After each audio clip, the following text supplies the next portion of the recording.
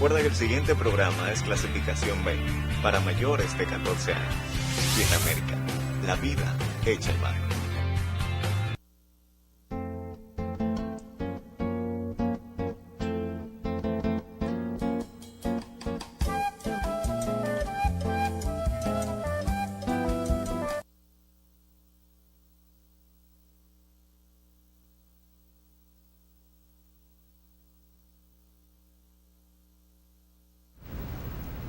Saludos, país, voz para el cambio, esta ventana de compromiso con la patria.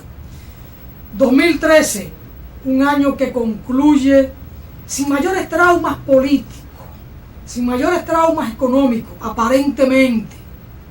Un poco si uno lo compara con el 2012, que fue un año que sacudió a la sociedad dominicana en el enfrentamiento en las calles por parte de los jóvenes con el tema de la corrupción y los corruptos. Sin embargo, el mayor escándalo, el mayor escarceo lo produjo la sentencia número 168 del Tribunal Constitucional. Sin embargo, la parte que tuvo que ver con la movilización social en el 2012, que es el tema de la corrupción y el pedimento de cárcel para los corruptos, como que se apaciguó en el 2013. No fue el gran tema de desafío en las calles de la República Dominicana. Sin embargo, y van tres sin embargo, el presidente Danilo Medina en campaña prometió crear en su ejercicio gubernamental 400.000 nuevos empleos y de calidad. Se supone que al cumplir 1 año y 4 meses de mandato debía tener por lo menos 130.000 nuevos empleos de calidad en el país. Y lo cierto es que no llegó a 10.000 nuevos empleos de calidad. Invitamos a un amigo de siempre, a un patriota, a un duartiano, pero un hombre con conocimiento científico de la parte de la economía y de la parte política, por supuesto, a Héctor Sánchez, profesor de la Universidad Autónoma de Santo Domingo, asesor por muchos años de la Federación de Comerciantes Detallistas de la República Dominicana, pero sobre todo un actor político, un hombre de la patria, un hombre de patria para todos, y un hombre que ahí va caminando con la alternativa revolucionaria para ver si construyen un polo político diferente que pueda asumir los asuntos de la patria. Así que vamos a conversar con Héctor Sánchez sobre esta parte. Y quizá es bueno plantearse otro, sin embargo. Y el país en la arena internacional tuvo su participación a pesar de que en el CARICOM le cerraron la puerta. O sigue con la puerta cerrada, porque hace 15 años que la República Dominicana solicitó su ingreso al CARICOM. Y el CARICOM siempre tiene ese expediente de solicitud engavetado. Recientemente, hace poco, en una reunión de este foro caribeño, le dicen a la República Dominicana, su expediente quedará sin conocerse por la sentencia 168-13 del Tribunal Constitucional, porque es una sentencia que viola derechos fundamentales de una cantidad apreciable de ciudadanos dominicanos de origen haitiano. Pero no es por eso. Hace 15 años que ese expediente está engavetado. Entonces, en ese foro, la República Dominicana sigue perdiendo la batalla. Yo no sé en lo personal qué sigue buscando República Dominicana, manteniendo la solicitud para ser parte de ese foro. Ahí no nos quiere. Entonces, en este año, esa es una nota que está sobre el tapete. Sin embargo, tuvo una participación aceptable en el SICA, que fue aceptado y tiene ahí la presidencia in tempore, como se llama, y la participación en Petrocaribe, ALBA y todo esto, y en otros foros internacionales la República ha estado presente. La nota que no pudo pasar fue la del CARICOM. ¿Tendrá importancia el CARICOM para la República Dominicana desde la perspectiva de que ahí no nos quieren? Porque hace 15 años que estamos solicitando el ingreso y no nos dan la cabida. De todas maneras, yo no soy un experto en estos temas para plantear mi punto de vista a profundidad con el dominio que lo podrá hacer aquí, lo hará don Héctor Sánchez. Don Héctor Sánchez, saludo, me alegra que esté con nosotros aquí en Voz para el Cambio, esta ventana de compromiso con la patria, y una ventana que siempre está abierta para usted y lo suyo. Así que me alegra mucho que esté aquí en este espacio, y a ver si usted nos ayuda a comprender qué ha pasado en la República Dominicana, los desafíos que tiene y cuál es el balance de usted y de lo suyo en el aspecto económico del 2013 en la República Dominicana. Sí, buenos días, Alfonso, buenos días a todos los televidentes de este programa Voz para el Cambio en estos tiempos y albores navideños, a lo que le deseamos la pasen lo mejor posible y que el año que viene sea mejor para todos ustedes y su familia. Esos siempre son los deseos que uno tiene. Bueno, debo decirte que el 2013, primero para el mundo no es un año bueno, porque el mundo no ha salido de la enorme crisis estructural, ético-moral, económica, social que vive a partir del 2008, que estalló en Estados Unidos y de ahí se extendió al resto del mundo. Se puede decir que Estados Unidos y Europa, que junto con China, que son los timones de la economía mundial, crecieron lentamente y el desempleo continúa golpeando a las grandes masas mundiales de trabajadores, sobre todo en Europa, que es donde más impacto tiene, pero también en Estados Unidos, con una tasa de desempleo por encima de 7, que es muy alto para un país desarrollado, para la primera economía del mundo. China sigue desacelerando su economía, de un 11 baja a un 9 o 8.5, y disminuyó la demanda de materias primas que son fundamentales para el tercer mundo, especialmente América Latina y África, sobre todo de minerales, petróleo, y por eso el petróleo en gran parte ha disminuido, ha ido bajando de precio, bajó de precio a nivel internacional. Igualmente, pues el comercio mundial, el intercambio de bienes y servicios y la afluencia de capitales del mundo desarrollado, industrializado, pues disminuyó bastante en este año. Sin embargo, América Latina, gracias a los últimos gobiernos progresistas, democráticos, que han ascendido al poder en los 15 años hacia acá, y acaba recientemente de ganar otro gobierno democrático, la Bachelet en Chile, pues por el manejo de sus finanzas públicas, por la distribución y la orientación del gasto público hacia el gasto social, a invertir en la gente, en mejorar las condiciones de vida de los sectores más depauperados, pues ha podido capear un poco esa crisis. No la ha golpeado tanto como en la década del 80, porque el endeudamiento ha disminuido, se controlan, la corrupción se ha controlado, y entonces hay un mejor manejo de los recursos por parte de estos gobiernos, y eso ha permitido que la pobreza no impacte tanto. No es que se ha reducido la inequidad social, que sigue siendo una de las peores en el mundo, pero la pobreza ha reducido un poco en América Latina. Antes eran 121 millones de pobres, ahora ha bajado un poco, anda por los 185 más o menos. Podríamos decir que América Latina es la región que mejor ha manejado la crisis mundial. En República Dominicana, un país pequeño del Caribe, 10 millones de habitantes, pero con suficientes recursos naturales para sostener muy bien a más de 60 millones de gente, pues la economía no funcionó tan bien como se esperaba.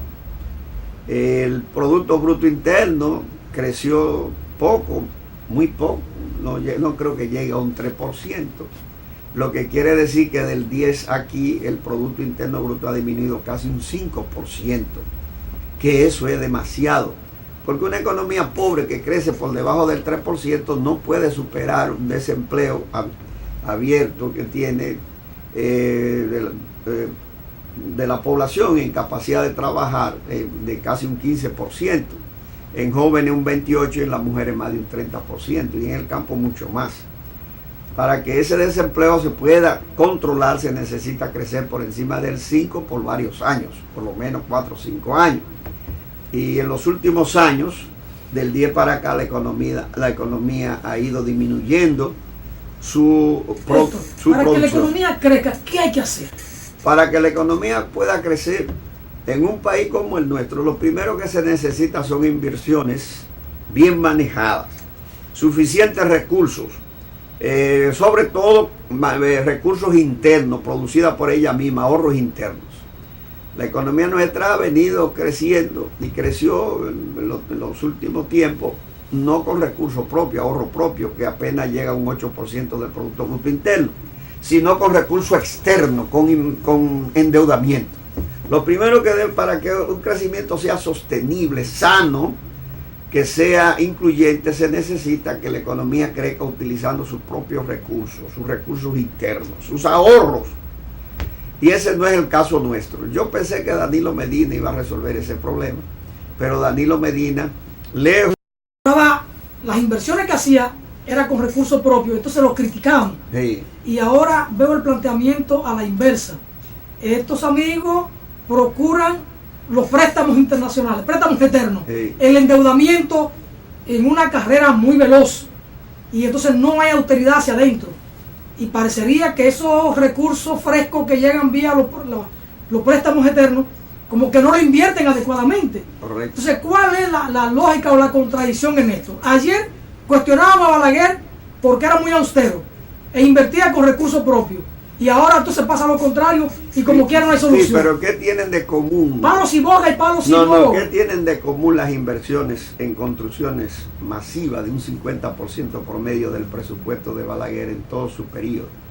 Con las inversiones en construcciones ahora, ¿qué tienen de común? Que ambas fueron usadas por los reformistas y ahora por los PLDistas para acumular riqueza a nivel partidario, a nivel de los dirigentes y para ayudar a que algunos empresarios acumulen riqueza con los recursos del Estado, con el presupuesto. La corrupción fue común y yo creo que la fuente de acumulación, de atesoramiento principal, tanto de los reformistas como de los PLDistas, en gran parte ha sido la corrupción. Eso es común y eso nosotros lo criticábamos acremente porque los recursos del Estado deben usarse para beneficiar a la nación. ¿Qué tienen de diferencia? Dos cosas. Este gobierno, los gobiernos del PLD han construido en muchos megaproyectos, han invertido mucho en grandes proyectos y muchos de ellos de prioridad cuestionable como el metro y otros. Balaguer diversificó las construcciones, sobre todo las inversiones en avenida y en remodelación urbana, así como en casa, habitaciones, soluciones habitacionales para los pobres fueron buenas. ¿Qué tienen de diferencia? Que Balaguer lo hizo, como tú dices, con recursos propios. Balaguer, igual que Trujillo, no quería endeudarse porque él sabía la consecuencia a largo plazo y política, económica y nefasta que tenían las inversiones desde Trujillo, por aquella famosa convención del 7 que ató las recaudaciones de aranceles aduanales hasta casi el 1945 en República Dominicana.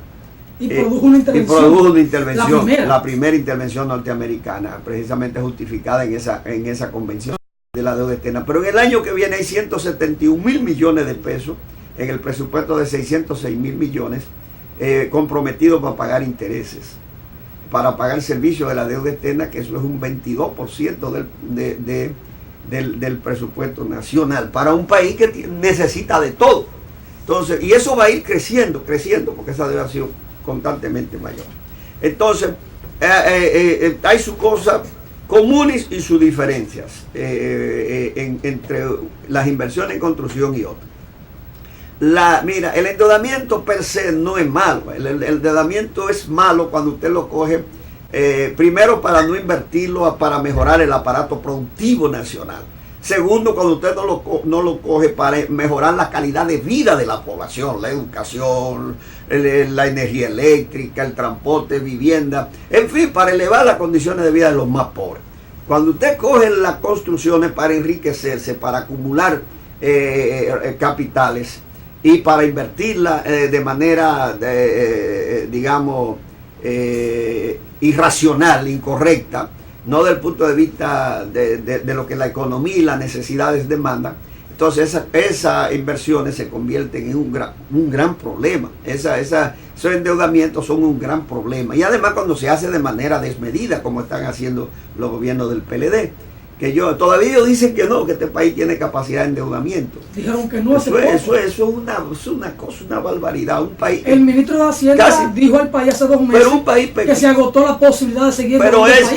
Y sin embargo el Congreso Nacional acaba de aprobar más de $1.000 millones en préstamos. Claro. ¿Hacia dónde que vamos? Danilo ha cogido más ya en los 16 meses que lleva, más de 6 o 7 mil millones de dólares. Se ha comprometido, que es una barbaridad para tan poco tiempo, una barbaridad. Entonces, un país que tiene ya el 44% prácticamente, algunos dicen el 50% de la producción nacional comprometido en deuda. Eso es una barbaridad. Las Naciones Unidas, los técnicos, los economistas de Naciones Unidas, vía la CEPAL, la Convención Económica para América Latina con asiento en Chile, les recomendó que esa deuda no podía pasar de 35. Ya está en 44, otros dicen en 50. Eso es una... Desde el punto de vista del manejo de la economía, desde el manejo de la deuda y de las inversiones, sí. Por ejemplo, una diferencia entre Balaguer y los PLDistas era que Balaguer distribuía el presupuesto, un 50% gasto de capital, casi promedio en sus 22 años, 50% en gasto corriente. El PLD en sus primeros 12 años mantuvo más o menos un promedio 75% gasto corriente que no vuelve a la economía, el gasto que se va, y 25% en gasto de capital. El Danilo, en vez de mejorar eso, en este año lo llevó a 13. Y para el año que viene, este año lo llevó como a 10. Peor, gasto corriente 90, 10 de capital. Y para el año que viene no va a llegar a 15 en el gasto de capital. ¿Qué te dice? Que se lo están consumiendo todo en nóminas, en gasto corriente, en subsidios, en pago de deuda externa, en cosas que no van a mejorar la economía. Entonces un país que recauda 600, que va a tener un presupuesto este año de 530.000 y el año que viene de 606.000, que estamos hablando, 613, que se está hablando, 613.000 millones. Estamos hablando un país que tiene un presupuesto, oye bien, de 1.043.000 millones de pesos en apenas 2 años, y está invirtiendo de que alrededor del 20-23% en gasto de capital. Es un país que no sabe para dónde va, que no está en función de los intereses nacionales ni del futuro, están en función del grupo y de intereses particulares y de la clase política que gobierna el país. Héctor, entonces, en ese marco el endeudamiento va a seguir creciendo. Claro que porque sí, no hay en esa lógica. No hay producción de riqueza para poder pagar la deuda, y tú tienes que coger deuda para pagar deuda. Héctor, el 2013 cierra con reclamos de diferentes sectores profesionales de aumento salarial, y el gobierno se comprometió a un alza salarial de los médicos, de los agrónomos y de otros sectores de los maestros. Que Danilo le llamó miserables, pero son más miserables en el sector público que en el sector privado. Por ahí debió haber comenzado. Claro que los salarios a nivel de los altos funcionarios son altísimos, son malos los de los funcionarios y los empleados pequeños, el personal de apoyo, esos son los que son miserables. El salario, aquí hay 13 o 14 salarios mínimos y el promedio son 6.000 pesos, eso no cubre ni... Hay 17 salarios mínimos en el país. Imagínate tú. Eso, y el promedio son 6.000 pesos que no cubre ni siquiera el 23% del costo de la canasta familiar. Un país donde el 72% de los asalariados, según la Tesorería de la Seguridad Social, gana menos de 10.000 y el 85% gana menos de 15.000 pesos, te dice a ti realmente por dónde va este país. Héctor, con la tendencia de este año, ¿terminará Danilo los 4 años pudiendo cumplir esa promesa de generar empleo nuevo y de calidad? Es que no puede, los 400.000. No, él no va, porque para eso tiene que generar 100.000 empleos anual. Y este año, si llega a 30, toda la economía es mucho. Entonces, el gran problema es que este aparato productivo, este modelo que Danilo parece que lo va a mantener, este modelo económico productor de servicios, de repatriaciones masivas de capital, y en algunas áreas de alta tecnología como en las telecomunicaciones. Ese modelo no genera empleo suficiente al nivel que demanda esta sociedad, que demanda unos 100.000 empleos nuevos todos los años por los nuevos jóvenes que se agregan a la capacidad productiva del país. Entonces, ese aparato productivo está yugulado, no tiene capacidad para generar esos empleos. Entonces el Estado tendría que jugar un papel preponderante, pero el Estado, para que pueda generar y al contribuir al empleo, necesita aumentar la inversión de capital, que es lo que Danilo no está haciendo.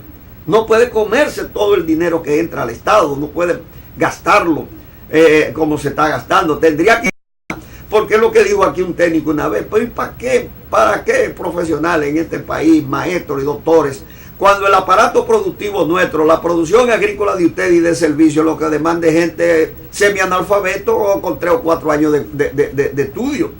El aparato productivo de ustedes no demanda empleo de calidad, porque ustedes tienen una producción muy atrasada, tanto en el campo como en el sector industrial. El 98% son micro, pequeña y mediana empresa. Y la alta empresa, la gran empresa, es una cantidad reducidísima la que demanda empleo de calidad.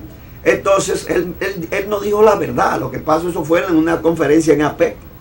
Dijo, pero ustedes no tienen capacidad para absorber la mano de obra calificada. Por eso, de cada 100 profesionales que se gradúan aquí, apenas 40 o 35 consiguen empleo. Héctor Sánchez, estas cosas que nos plantea, ¿es que la clase política dominicana no tiene visión de estos problemas? Mira, y digo clase política, me refiero a los que hoy están en el poder y a los que están en la oposición, de derecha, de izquierda, de centro, a la sociedad civil, que a veces es pujante. Es que no hay visión de estos problemas. Mira, el gran problema, o no importa a la nación. Mira, el gran problema de nosotros es la falta del compromiso con la nación. Yo no creo que los PLDistas, que los reformistas y los PRDistas y los demás grupos de la sociedad civil, ni los empresarios no conozcan estos problemas, ni se tienen. Y para poder repartir la riqueza como lo están repartiendo, que el 10% de los más ricos recibe 44% de la producción al año, que son 60.000 millones de dólares. Y el 10% de los más pobres recibe apenas un 4%. Entonces, para mantener esa desigualdad, hay que mantener ese pueblo ignorante, esclavo, produciendo al servicio de ellos y de los extranjeros que tienen inversión extranjera, para poder regalar los minerales, los recursos naturales, playa, oro, níquel, tierra, espacio, en fin, todo eso. Se necesita que ese pueblo esté ignorante, se mantenga esclavo, porque en esa ignorancia y esclavitud es poco lo que puede reclamar y puede rebelarse. Y además la clase, dice ese mismo informe, que ¿por qué a esa clase política no le interesa que el país se desarrolle? Porque eso es un tigueraje en el poder. Que esa clase política no es una clase política, es una clase política que ejerce la política como un negocio, como una fuente primaria y fundamental de acumulación. Muchos de ellos, como no tienen capacidad empresarial, se meten al Estado porque esa es su empresa, esa es su fuente de acumulación. Entonces esa clase política no tiene interés que este país se desarrolle tampoco, porque si ese país se desarrolla y la gente se educa y la gente tiene empleo, no lo pueden manejar clientelarmente como borrego, como lo manejan, ni le pueden comprar un voto con 500 pesos. Entonces tú tienes que entender que esa clase política, mientras más atrasado sea este país, mejor para ellos, porque andan detrás de una fundita, de una promesa fallida, la Estrategia Nacional de Desarrollo 2010-2030.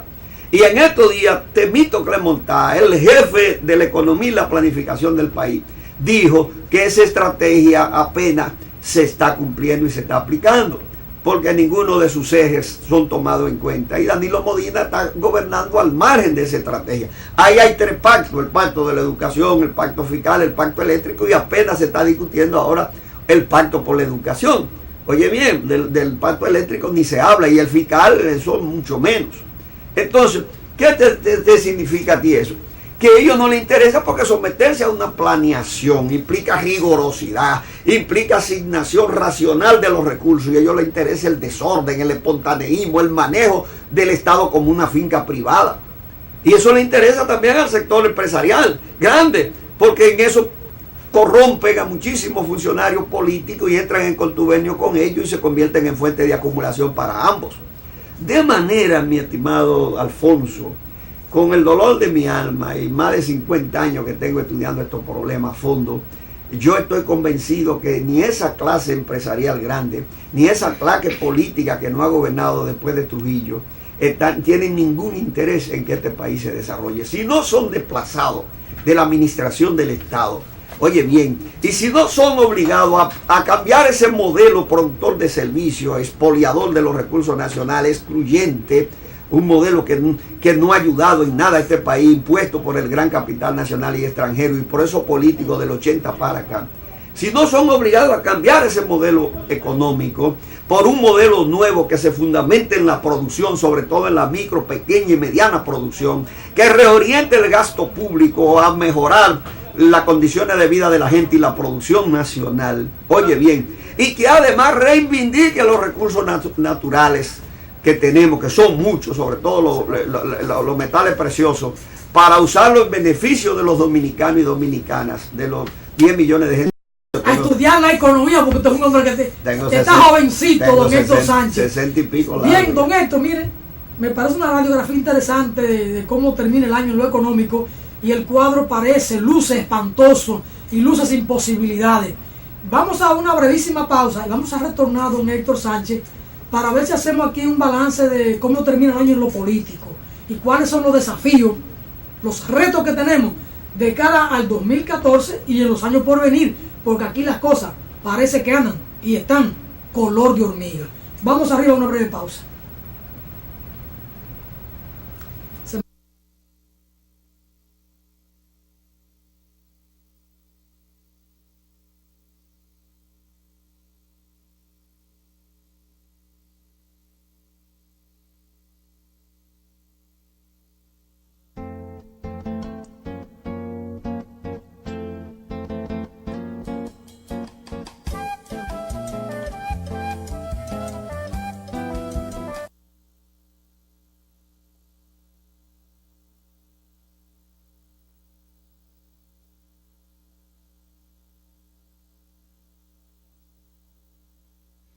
Cuando usted vaya a comprar o vender una casa, un apartamento o un solar, piense en Felga S.A., una compañía de bienes raíces con criterio muy profesional. Pero igual, si su interés es alquilar un inmueble, piense en nosotros. Felga S.A. está ubicada en la calle